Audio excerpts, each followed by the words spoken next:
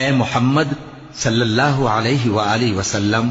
سورج کے ڈھلنے سے رات کے اندھیرے تک ظہر، عصر، مغرب، عشاء کی نمازیں اور صبح کو قرآن پڑھا کرو، کیونکہ صبح کے وقت قرآن کا پڑھنا فرشتوں کی حاضری کا موقع ہوتا ہے۔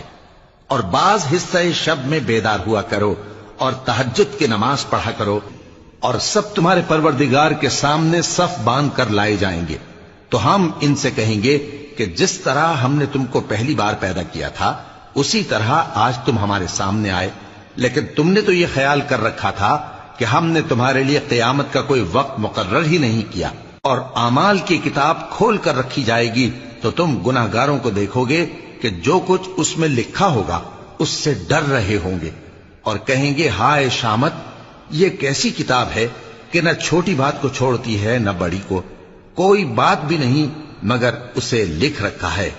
اور جو جو عمل کیے ہوں گے سب کو حاضر پائیں گے، اور تمہارا پروردگار کسی پر ظلم نہیں کرے گا۔ اور جب ہم نے فرشتوں کو حکم دیا کہ آدم کو سجدہ کرو تو سب نے سجدہ کیا مگر ابلیس نے نہ کیا،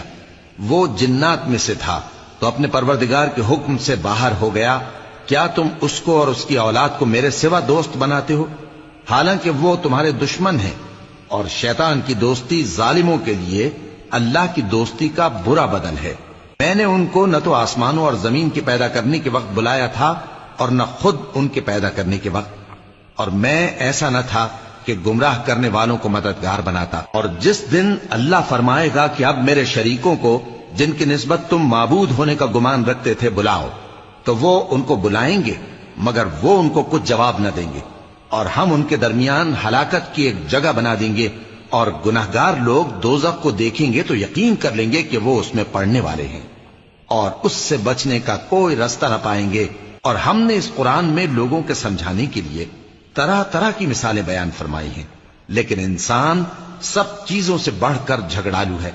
اور لوگوں کے پاس جب ہدایت آ گئی تو ان کو کس چیز نے منع کیا کہ ایمان لائیں اور اپنے پروردگار سے بخشش مانگیں، بجز اس کے کہ اس بات کے منتظر ہوں کہ انہیں بھی پہلوں کا سا معاملہ پیش آئے۔